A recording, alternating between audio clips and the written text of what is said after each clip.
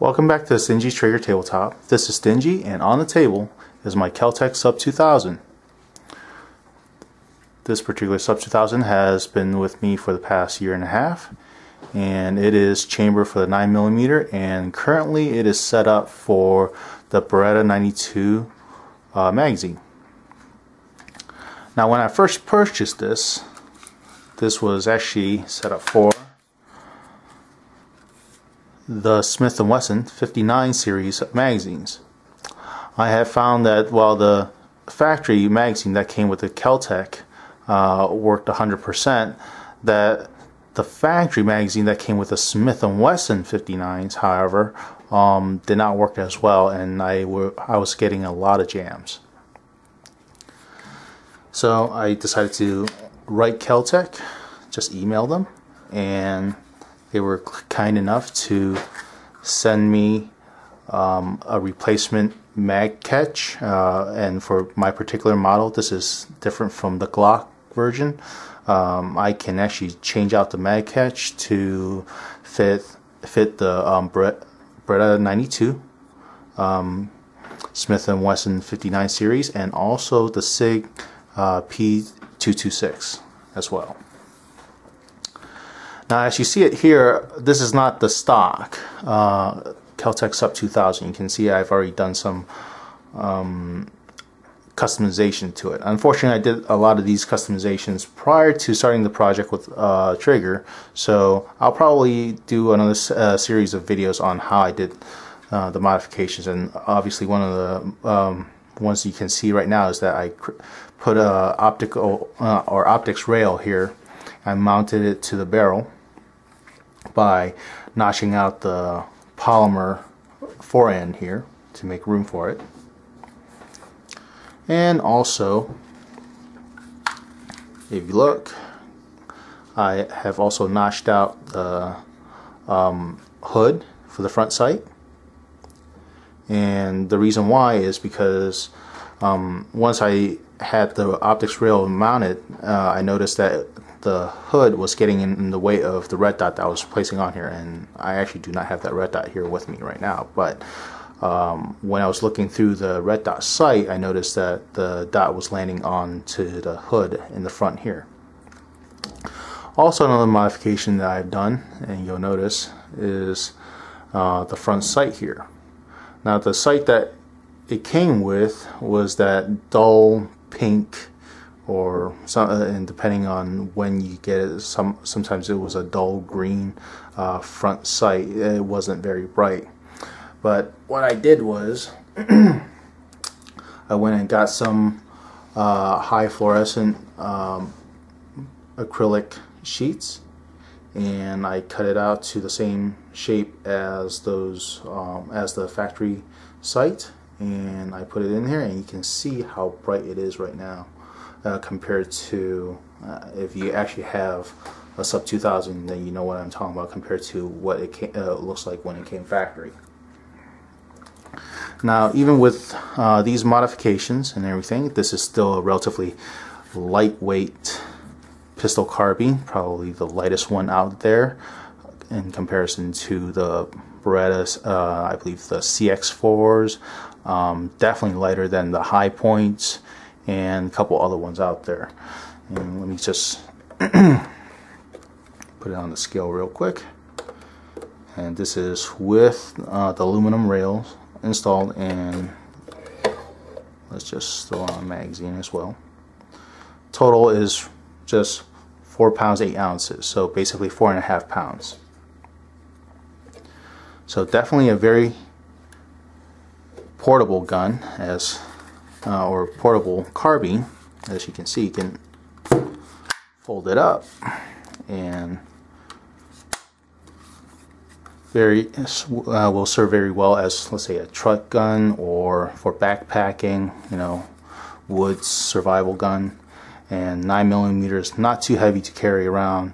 Granted, a lot of people say, you know, carry 22 with you, but however, 9mm out of Kel-Tec Sub 2000 with a 16-inch barrel is a very capable round. And if you go with Kel-Tec's measurements on their site for the round coming out of a 16-inch barrel that even out to 50 yards is equivalent to a 357 at point blank range in terms of muzzle velocity and I believe power coming out of it.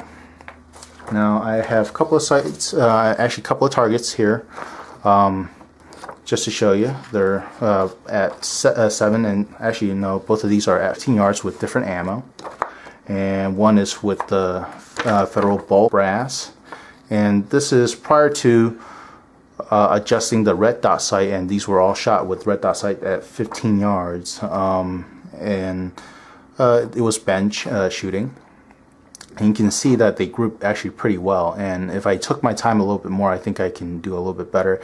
And once we had the sight dialed back a little bit, you know, back to the right and lower, we're hitting that center after that. And you can see that was the Federal, just a bulk Federal stuff that you get from Walmart. And you can see actually it does pretty well even with tool of steel. Yes, I've shot all sorts of ammo out of this, even including the aluminum blazer, which they said not to, just for testing, of course. And definitely it does fail a lot more often with aluminum blazer than with any other ammo.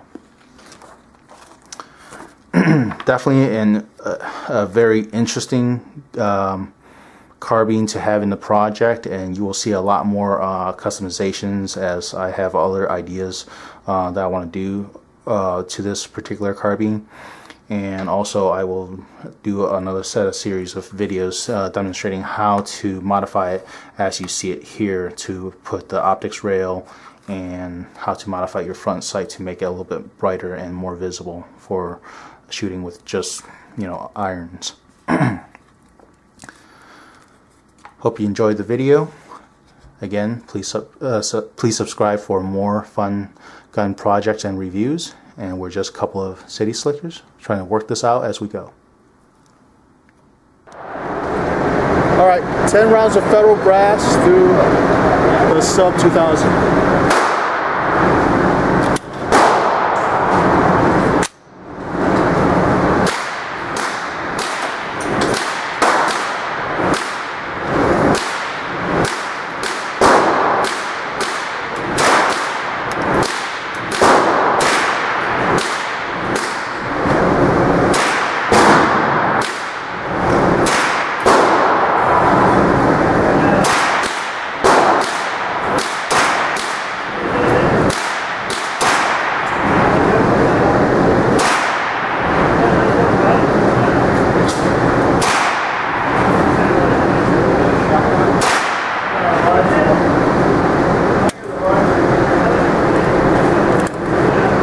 Need a slight adjustment.